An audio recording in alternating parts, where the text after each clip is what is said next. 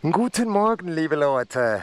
Die Sonne scheint, zumindest vorläufig. Es ist auch heute wieder Regen angesagt, irgendwann im Laufe des Nachmittags. Die nächsten Tage auch. Ich hab's wirklich nicht mit dem Wetter. Ich bin jetzt raus aus Ayamonte. Das ist ganz im Südwesten Spaniens an der Ecke, an der portugiesischen Grenze bei der Algarve. Ayamonte ist der Ort in Spanien, Villarreal dann der Ort in Portugal. Der Guadiana-Fluss trennt die beiden Länder da. Ich bin kaum aus dem Ort raus, schon unbefestigt unterwegs.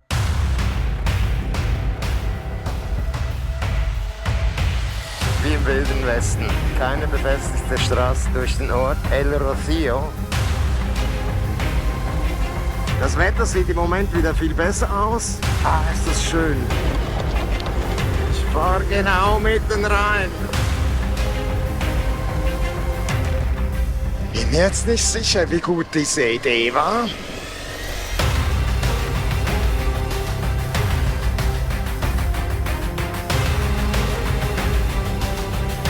Ich fahre jetzt auf den Tet und wollte euch noch diese schöne Brücke zeigen. Aha, schön, naja. Es ist bisher alles einfache Kiespiste. Mein Weg wird mich heute auf der Route 47 und Tet zumindest mal bis Coria del Rio führen. Das ist Huelva rum. Dann geht's da rein ins Delta des Guadalquivir, die Doñana. Das ist ein riesiges Naturreservat. Ja, da werde ich euch dann noch mehr davon erzählen, wenn ich da drin rumfahre.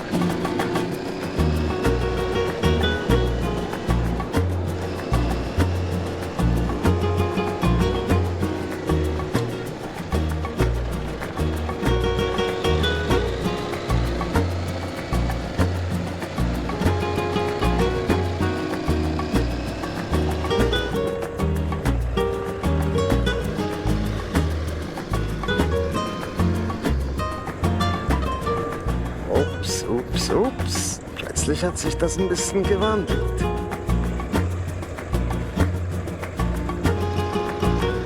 Jetzt hat es doch schon einige Tage nicht mehr geregnet.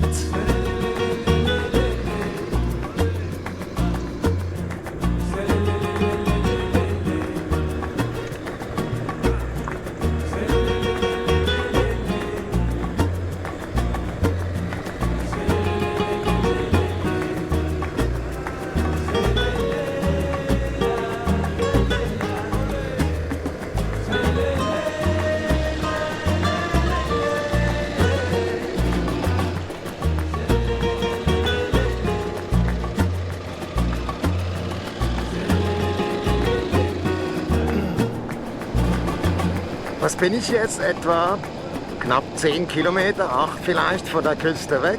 Und es sieht schon wieder ganz anders aus hier. Ein schönes Stück Tet hier im Hinterland, also Hinterland, so, quasi der Küste entlang. Ein einfaches, gutes Vorankommen, nicht zu verwinkelt.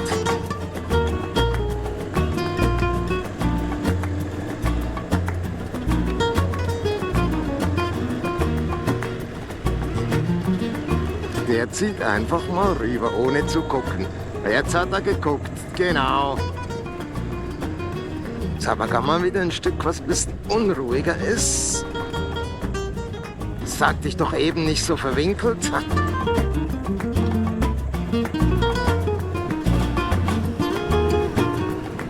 Oh, welch schöne Farbenpracht wieder. Schön, schön.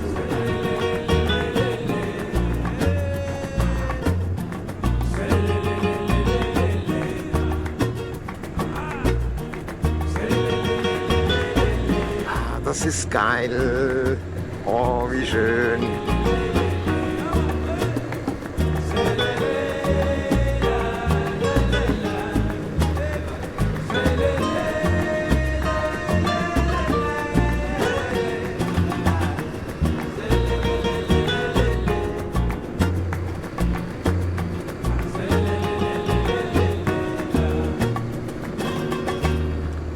bin jetzt wieder auf der Ruta 47. Das ist wohl die von Huelva nach Sevilla führt.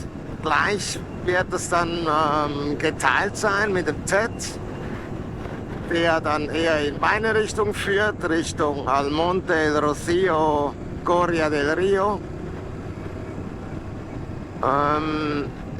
Ja, das Wetter sieht im Moment wieder viel besser aus. Ah, ist das schön. Also beim TED bin ich mir nicht sicher in dieser Ecke, weil das ist schon super, super sandig teilweise. Route 47 und TED wieder mal gemeinsam unterwegs, nachdem sie sich jetzt die letzten 2-3 Dutzend Kilometer immer wieder gekreuzt oder haben, parallel verlaufen sind. Jetzt laufen die dann mal gemeinsam.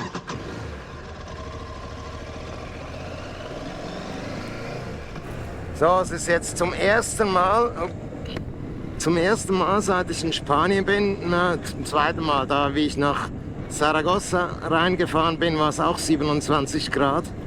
Aber jetzt ist mittags, ist 27 Grad, erstmal richtig warm, erstmal deutlich über 20 Grad.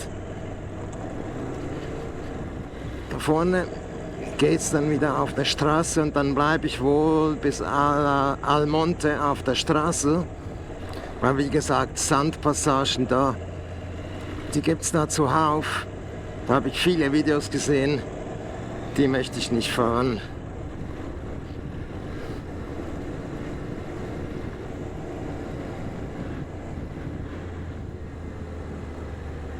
Ups. Ah. Nicht durchgeschlagen wenigstens. Und gleich nochmal. Zeit, dass ich was esse. Konzentration ist nicht mehr die beste.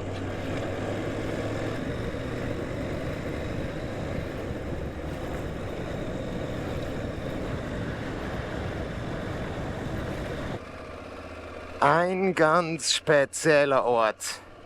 Als ich da die ersten Fotos von gesehen habe, da wusste ich, da möchte ich auch mal hin, auch wenn Sand ja überhaupt nicht mein Ding ist, aber das ist schon geil, wie im Wilden Westen. Keine befestigte Straße durch den Ort El Rocío. Da war jetzt gerade eben vor einer Woche, nicht mal, das alljährliche Treffen der Bruderschaften, nennt sich das. Da kommen sie aus eigentlich der ganzen Welt, wahrscheinlich vor allem aus der Gegend mit ihrem Pferdewagen, mit, ich weiß nicht, wie ich das genau erklären soll. Markierungen fallen natürlich auch irgendwie weg. Oh.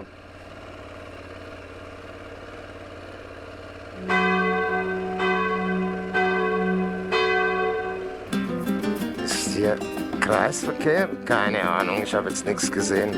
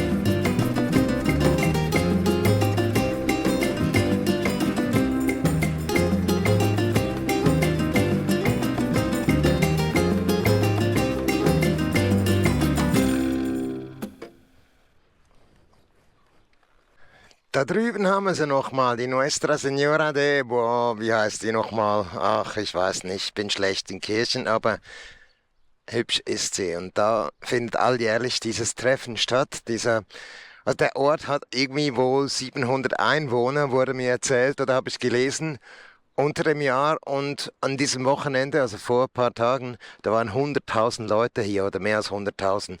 Das kann man sich kaum vorstellen. Viele Häuser stehen dann leer, die gehören diesen Bruderschaften.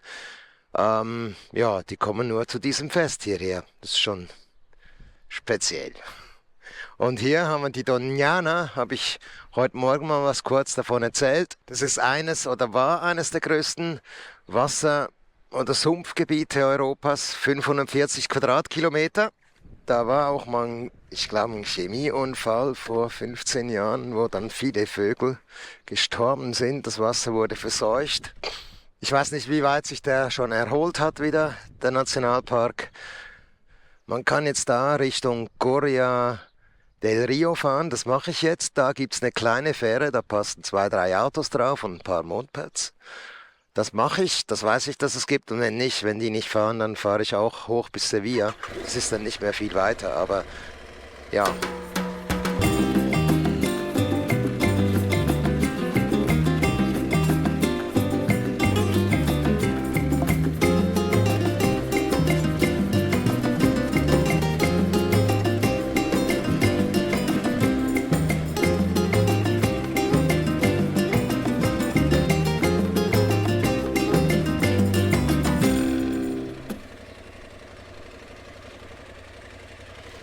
Hola, buenas.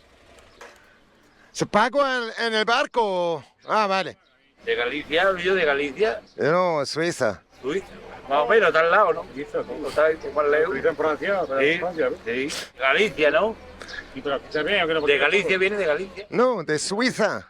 Suiza, tío. Hay que ver, tú no quieres Cada 5 minutos. Oh. Ah, muy. Nachdem geklärt war, dass ich nicht aus Galizien, sondern aus der Schweiz komme, erzählten mir die netten Herren noch, dass alle 5 Minuten eine Fähre fahren würde und behaupteten, dass es in Andalusien im Sommer nie regnen würde. Ha, die kennen den Martin nicht. So, die stinkende Fähre. Über den, ich denke mal, das ist der Guadalquivir, der aus Sevilla rauskommt und durch die Doñana durchfließt. ¿Cuánto vale? Solo efectivo, ¿ah? Tarjeta también. Ah, muy bien. So, wie ich das verstanden habe, waren das 2,60. Da lohnt sich, ja, der Umweg kann ich jetzt nicht sagen. Es sind schon einige Kilometer bis hoch nach Sevilla. Haha, die dreht aber schnell.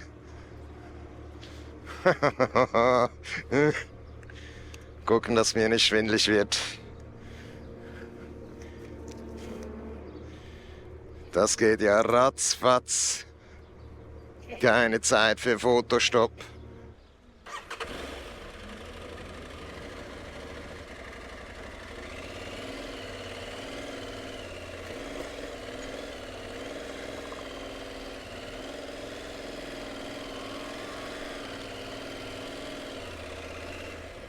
Man mich verstehen kann.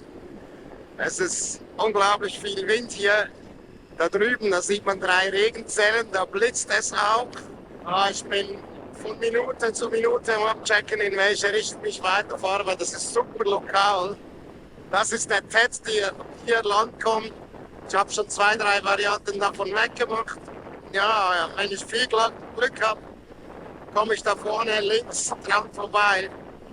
Weil rundherum sieht es eigentlich gut aus, also gut, es regnet nicht. So, jetzt weiß ich nicht, ob man mich vorhin verstanden hat.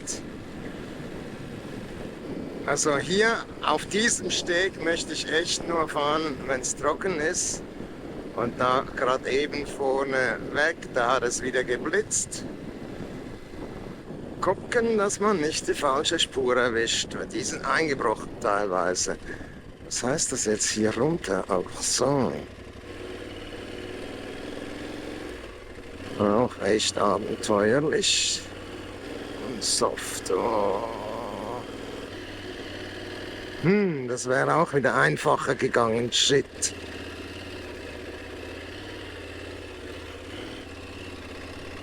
Und jetzt neuer Anlauf. Ich fahre genau mitten rein, aber ich hoffe, dass ich es genau noch schaffe. Oh. Ja, guten Morgen Leute, aus Jerez de la Frontera. Es ist mühsam, du kannst nichts planen. Bei dem Wetter, ich kann's nicht, ich fahre nicht alleine im Schlamm. Und richtig verpisst werden möchte ich nicht nochmal, weil meiner Gesundheit zuliebe, ich bin ja schon arg erkältet und das war scheiße gestern nochmal, bis auf die Unterhose nass zu werden. Genau, da hatte ich ja die Blitze noch gesehen und die Regenfahnen und ich dachte, ich komme da zwischendurch. Dann wurde ich mal kurz nass, dann wurde es mir ein bisschen zu viel nass, habe ich unter eine Brücke angehalten, bis es dann von hinten quer unten durchpisste. Dummerweise noch das Motorrad hingeknallt, da ich dachte, der Seitenständer wäre rausgefahren. Es war nicht mein Tag. 2 Kilometer weiter war alles trocken. Also es hat mich echt nur ganz, ganz knapp erwischt da. Gut. Ich fahre Richtung Arcos de la Frontera und dann... Ich schaue mir das mal an. Vielleicht fahre ich dann weiter, Tet oder sowas runter, also Route 47 runter nach Tarifa. Jetzt mal erst nach Arcos, das sind nur 30 Kilometer, eine knappe Stunde.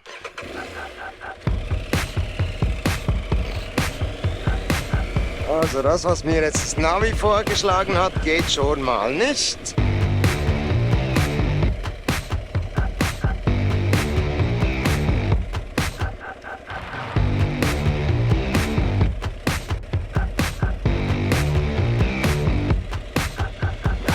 Also schon mal die erste Fehlleitung. Es ist ein bisschen schwierig, wo mich jetzt da Garmin überall durchlotst. Es sind zum Teil arge Feldwege da zwischen den Feldern hindurch. Mal schauen, ob das hier weiterführt.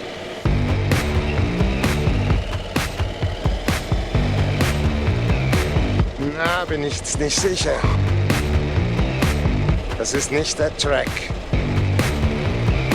Der wäre da oben lang.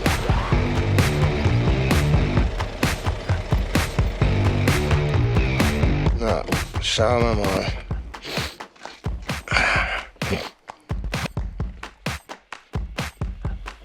Okay. Das sind ein bisschen schwierige Geschichten nun. Es ist echt so, da ich keine Ahnung habe, abends, wo es mich am nächsten Morgen hinführt. Ich kann keine Routen planen gescheit. Ich lasse da jetzt einfach Garmin machen und das passiert dann. So, jetzt schauen wir mal, wie es da hochgeht. Das wäre eigentlich die Route gewesen, die mir Garmin gezeigt hat.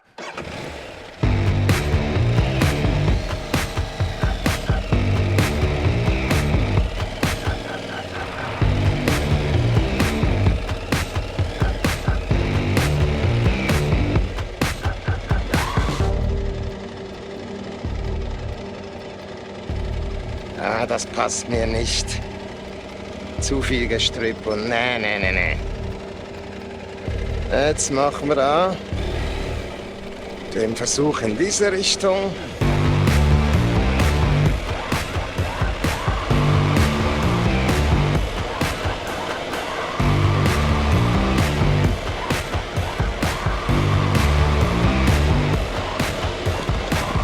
Ach Gott, was mag das für ein Weg sein?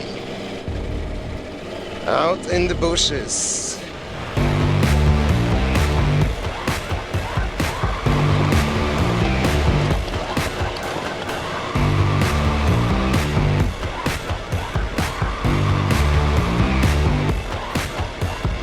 Ah ja, eine Rundfahrt für nix.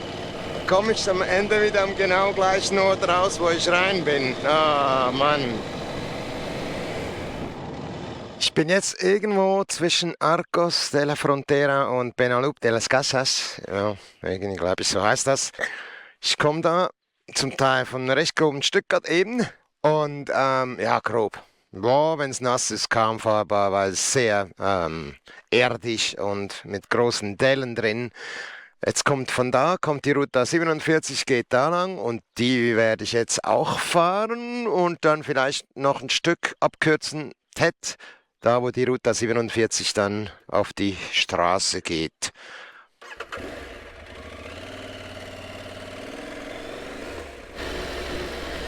Welche Spur hätten's denn gerne? Oh, Gegenverkehr.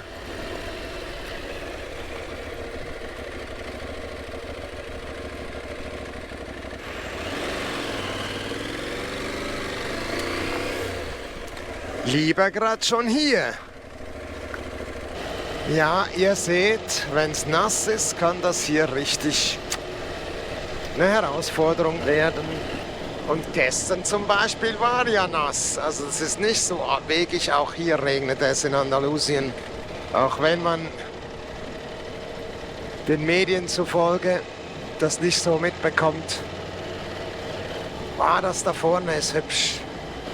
Es kommt mir sogar irgendwie bekannt vor, als wären das schon in Benalup de las Casas. Upsala, guck, wo du hinfährst.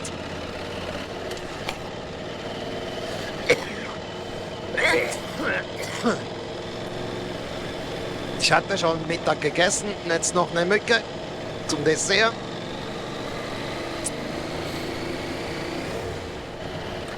Also es ist jetzt 2. Juni und die Sonnenblumenfelder, die sind in voller Blüte. Das ist schon geil hier unten in der Ecke. Ja, zum Wetter muss man vielleicht schon auch mal sagen, auch wenn viele gerne mal über den Winter nach Andalusien fahren. Und wann war das? Im März hatten die schon 40 Grad. Es ist Ende Mai, Anfang Juni, wie ich eben gerade erwähnt habe. Ich war schon mal genau zu dieser Jahreszeit hier. Ich hatte schon damals, vor 5 Jahren, gefroren wie ein Schlosshund. Da war über die Straße Bellefique Richtung Norden, da war oben 2 Grad und Schneefall, Ende Mai.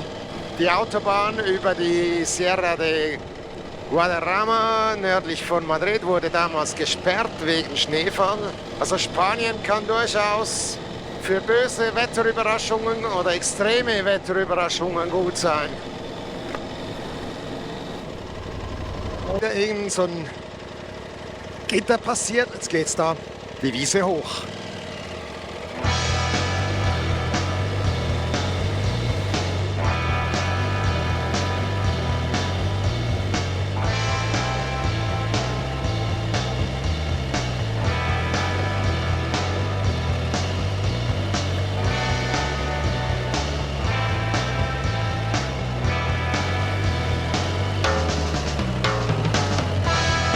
Zu lange dem Esel zugeguckt.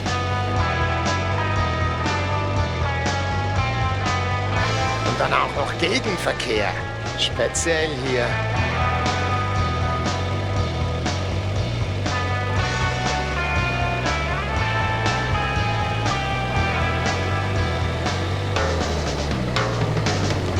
Jetzt haben wir leider nur die Blumenfelder, die Sonne fehlt gerade eben.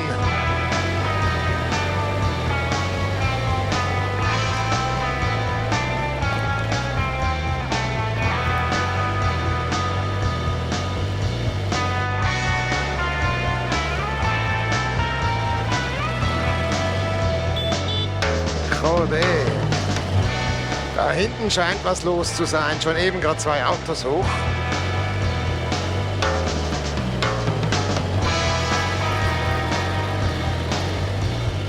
Gar nicht mehr die Zeit gehabt, alle Kameras einzuschalten. Eine wildere Ecke jetzt gerade.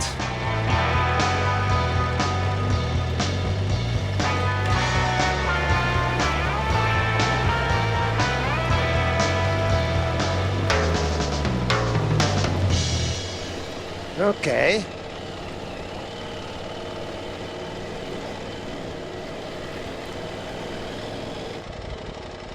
Ich bin jetzt da von der Route 47 gekommen.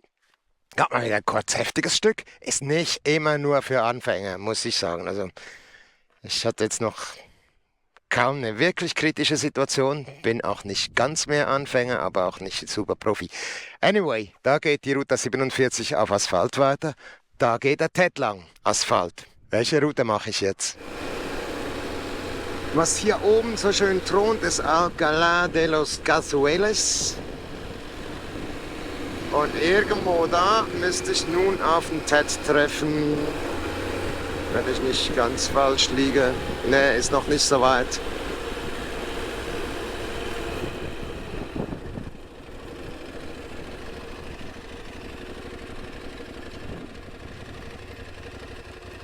Ja, meine Vorliebe für Wasserdurchfahrten. Es ist nicht tief, etwa 15 Zentimeter, 20. Das Problem ist, es ist praktisch stehendes Wasser und es ist unglaublich veralkt und rutschig drin.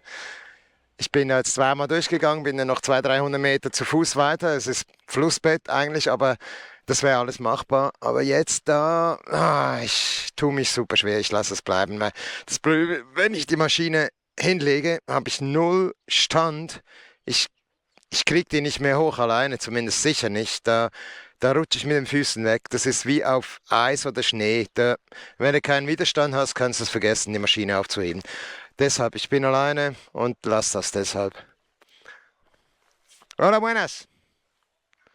He pasado 2 veces en pie, de pie, y es muy, ¿cómo se llama? Como hielo, ¿eh? Sí, sí, que resbala. Por eso. O si me podrían ayudar, pero tiene zapatos. Vale, si podrían ayudarme. Sí, si tengo un problema. Era muy grande. Vale.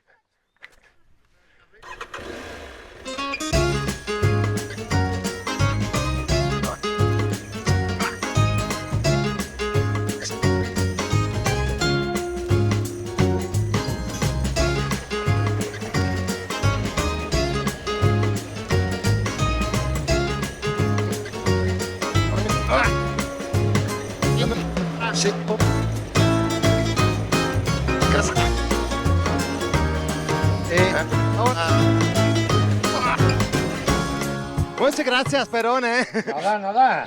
Qué grande. Gracias. Nada, venga, a continuar. Que tenga un buen fin de semana. Un buen viaje. Sí, gracias. Hasta luego. Hasta luego.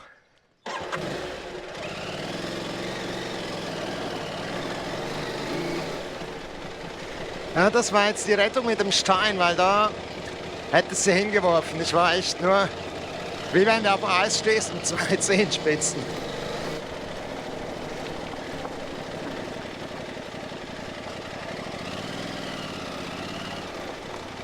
Ist schon gemein, die Vierrädrigen, die fahren da einfach so durch. Und ja, ich hätte gerne ein Motorrad gesehen, das da einfach so durch wäre. Wenn du das machst mit Schmackes, also Schmack ist nicht zu stark, sodass du nicht in die Kurve musst, aber mit einer geraden Linie wäre das wahrscheinlich schon machbar gewesen. Aber eben, es gibt da Profis, die machen das mit links, ich nicht.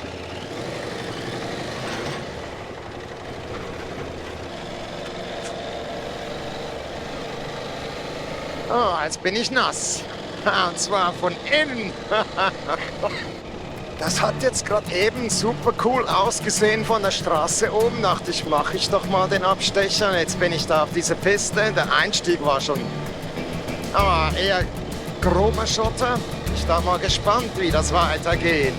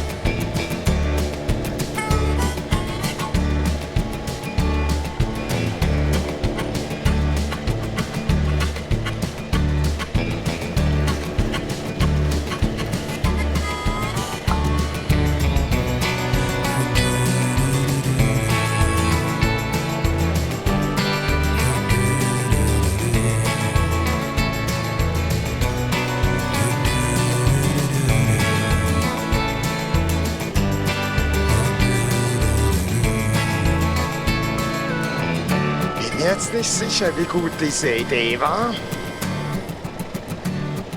Das hat ja echt von Weitem so geil ausgesehen.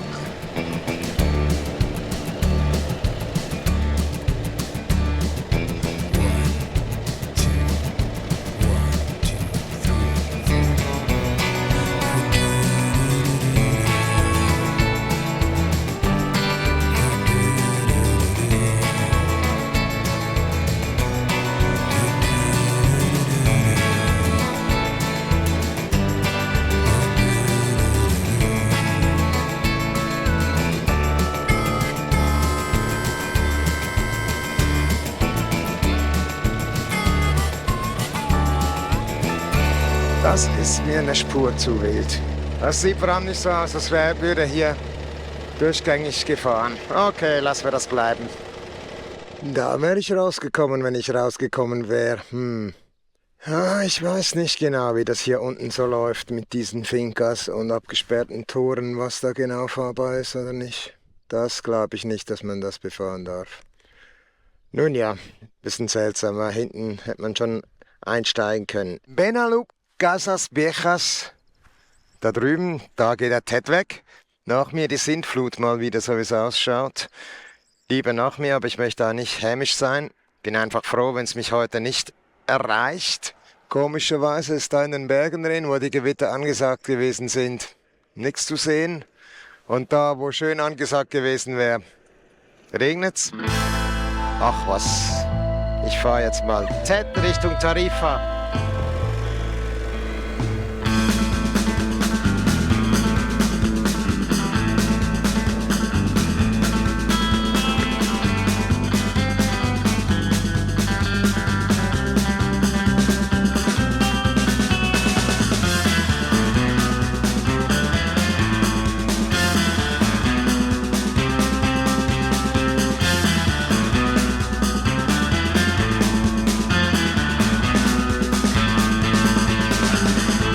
Ja, so sieht der Ted aus.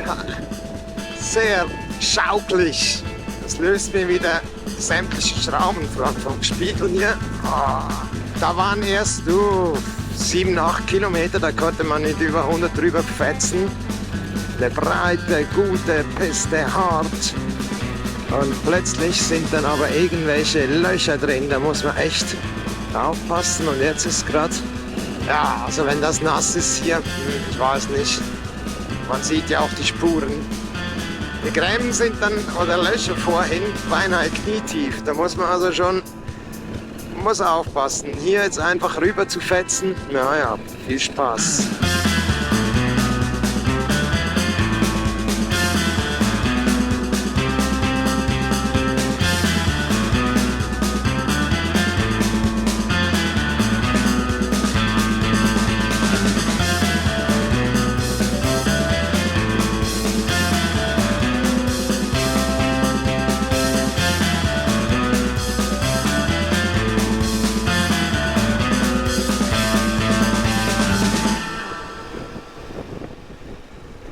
Vieles verboten hier für Motorräder. Und was haben wir da unten? Afrika am Horizont. Marokko habe ich auch mal gemacht, vor 12 Jahren, 10 Jahren. Damals noch nicht viel Offroad. Das kommt wahrscheinlich dann doch noch mal. Ein anderes Mal. Leider war der letzte Offroad-Abschnitt Richtung Tarifa mit einem Fahrverbot belegt, genauso wie der TED- und Ruta 47-Abschnitt entlang der Küste nach Algeciras, der durch ein militärisches Sperrgebiet führt. Ich hoffe, ihr seid auch beim nächsten Mal wieder mit dabei und freue mich über jedes Like und jedes Abo.